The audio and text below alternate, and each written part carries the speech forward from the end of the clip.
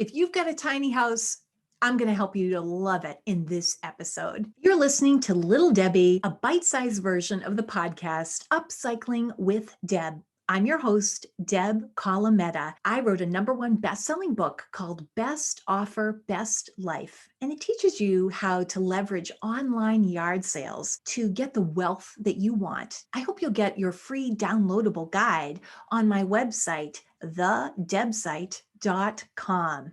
One of my big motivations is empowering people in their own space.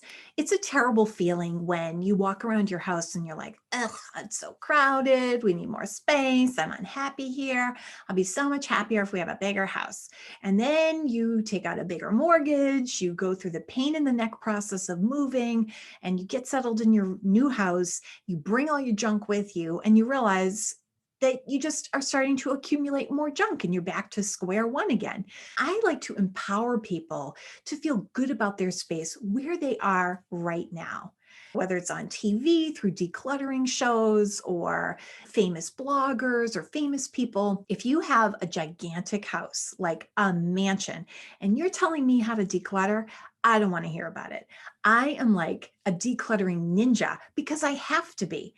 And the small house, instead of becoming like a liability, it's actually an asset in my battle against clutter. It helps keep me honest with my decluttering efforts, because if I let up for a little while, it gets crowded very quickly. So it's great because it gives me a good baseline and it doesn't allow me to overbuy. I don't have a lot of margin for error with my clutter. But there are so many benefits beyond just that when you have a smaller house or a house that you think is too small for your space.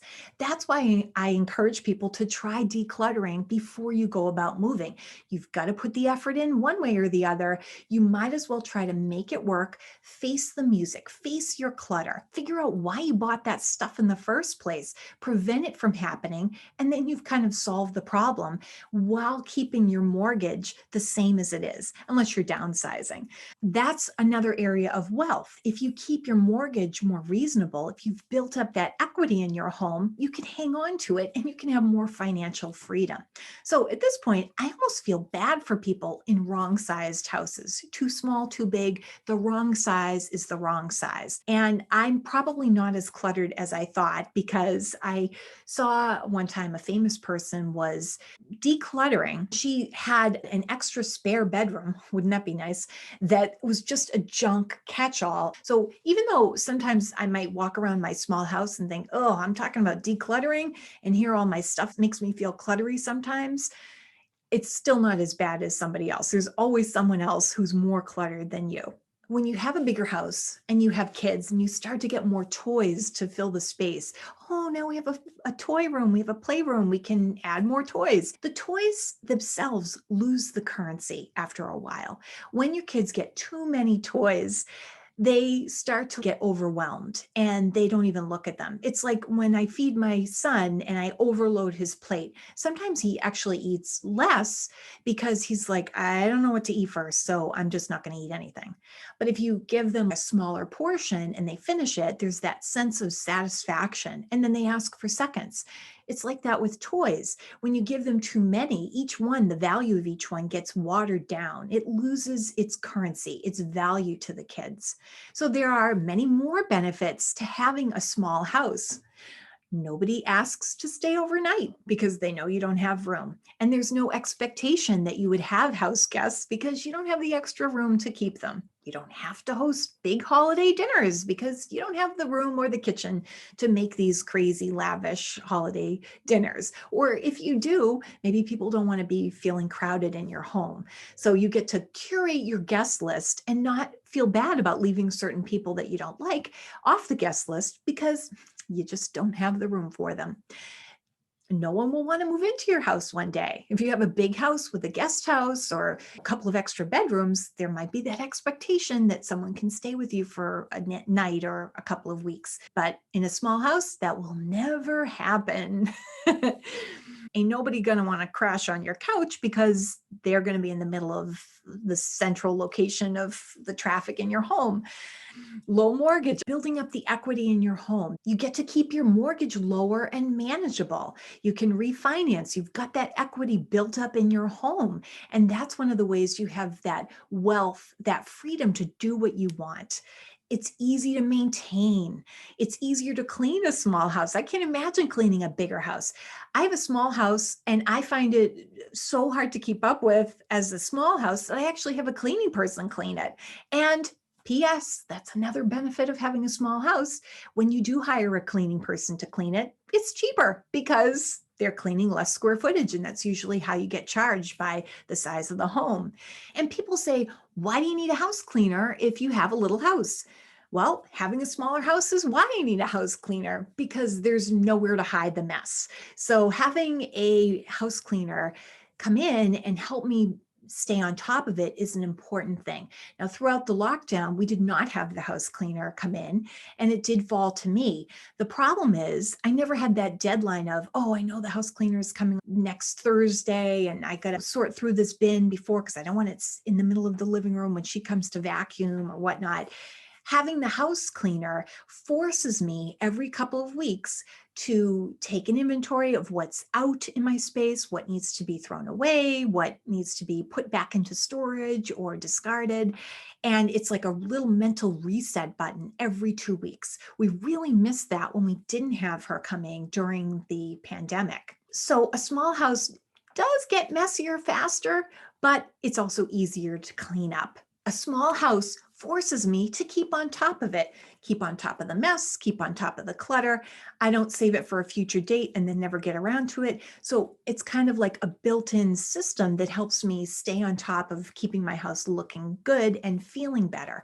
We also have a lot of activities in this house. And when we've got virtual learning, you've got sports going on, you've got people going in different directions. If your house is a mess, you tend to lose things. So by having a smaller house that's easier to clean, easier to maintain, we stay organized and we lose things less. So that's another reason to love your small house. Don't get me wrong, I would love to have a bigger house one day if that opportunity dropped into my lap, but I'm not actively pursuing it and being all wistful and longing for it and letting it consume my thoughts of, oh, I wish we had a bigger house. I have freed myself from that mentality. And I realized that if I did have a bigger house and I brought all my current stuff, I probably would look like a minimalist, because everything would be so spread out that it would look like it was, clearer and more spaced out, and that there would be clearer spaces and clearer countertops. I don't want it being held against me if it looks like I have a little extra stuff in my home, because I have smaller square footage. With a bigger house, you have more light bulbs to change, you have more lights, you have more furniture to buy.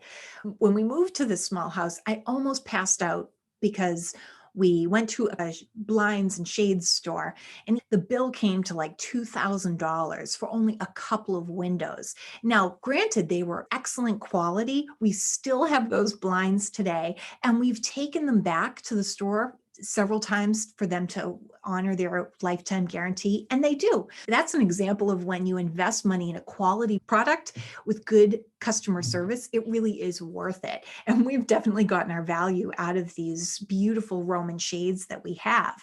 But that was just a couple of windows. I believe it was maybe 5 to 7 windows, and it was that much money. And I just think to myself, okay, if you have a big house, you probably have more like 20 windows. How do you even come up with the window coverings for all that without them all looking kind of chintzy? So these are all real expenses that come with a bigger house that we just don't have in a smaller home. And it's easier to heat. Heating bills can be very expensive. And when you have a small home, you pay for less heat. When I was talking with someone who obviously had a bigger house and had plenty of money to pay for it, He thought it was unbelievable that my heating bill was as low as it was. He's like, no, no, no, there must be something wrong. Do you have like solar panels? Nope, just oil heat. That's what we have in our neighborhood. And our heating bill, even though oil is traditionally more expensive, it's reasonable because we have a small home. And he was saying how expensive it is to heat his home.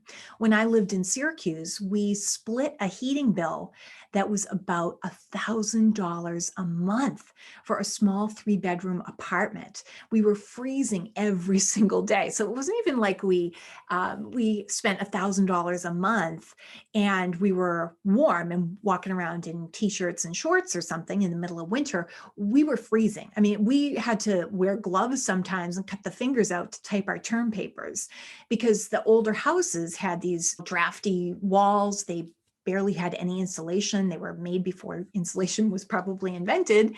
And the heat just went right out the window.